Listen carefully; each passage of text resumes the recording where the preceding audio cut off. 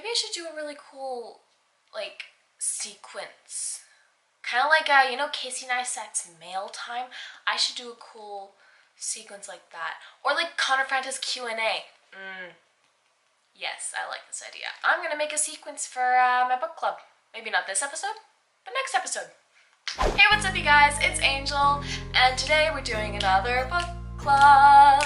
I really need to find a better intro for that. So this month's book club is something very, very important to me.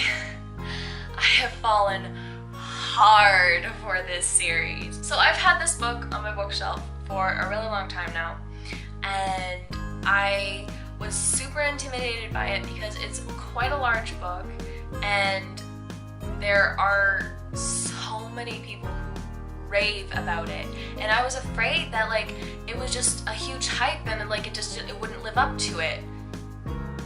You know, it was better than the hype. This book is A Court of Thorns and Roses by Sarah J. Maas. I read it in about a week, and this book tore me to pieces. Oh, it tore me to pieces. It's really terrible in that sense. It's actually a really good book. Oh my god. I was not expecting to love it. I really wasn't. And then I read like the first page. I read the first chapter and I could not understand why I was so hooked. I read it and I was like, this isn't very interesting. But then 2 seconds later, I found myself picking up the book again, wanting more. And I just don't understand how Sarah J. Maas did it. She's a magic worker. I love Tamlin. When I talk about characters, I talk about my feelings, how they work in the first book, not in the second, A Court of Mist and Fury. This is not A Court of Mist and Fury book club. This is A Court of Thorns and Roses. Although I liked A Court of Mist and Fury a lot better than Thorns and Roses, I'm going to stick with the first one because I don't know why. It's fantasy, but at the same time it's romance, and at the same time it's so many other things. It's so good. It's so good. I can't. Let's actually get to the summary now. Court of Thorns and Roses is about a human girl named Fair, who hates fairies. She lives in this world. Let's show you the map. So she lives over here in the mortal world, and her village is like right there. And there's a wall. There's a wall separating Prithian, the fairylands, and the mortal world.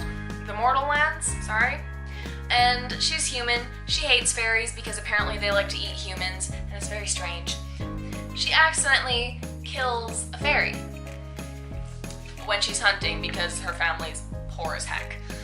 And so because of that, there's a law thing, which means she has to be dragged in to Prithian to live the rest of her life there. And so whatever it is,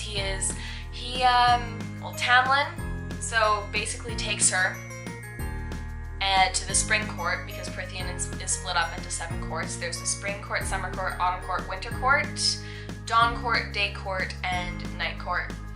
So yes, she's stuck in the spring court, and this is the story of everything that happens after she's dragged into there.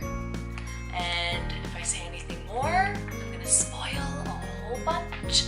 So I'm just gonna get to that part of the book club where I read the back and then the first page, because I won't be able to help myself. Alright, let's do this.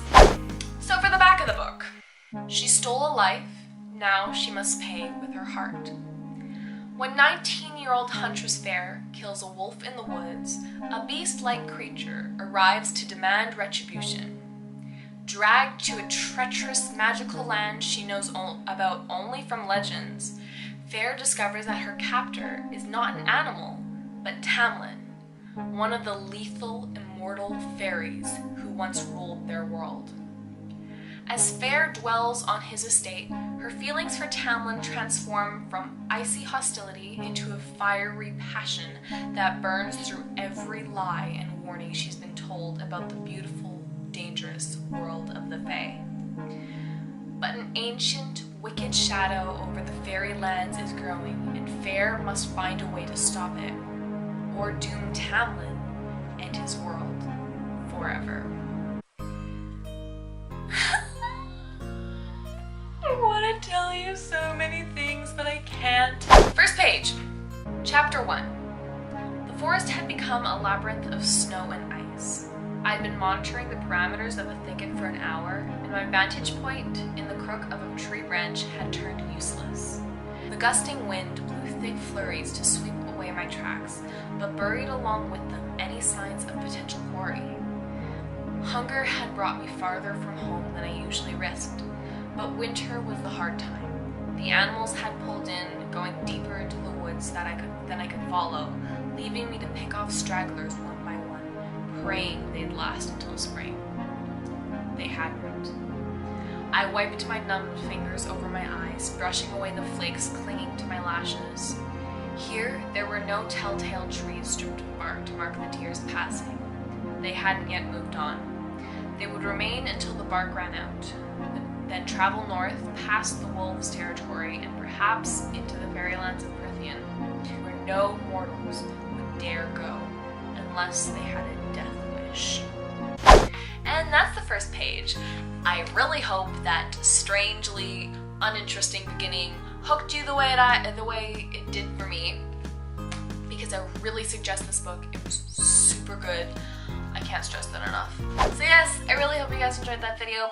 Please, please, please, please go check out this book. It's super good. And give this video a thumbs up if you liked it. Follow me on Instagram for more insanity like this, and I will see you next week. Bye, love ya. Play us like pawns and relentlessly confine into living up to gender roles and having absent minds. Don't you think it's funny how they tell us how to live? Don't you think it's funny how we're all delinquent kids? Like, Reese is my baby. I want him.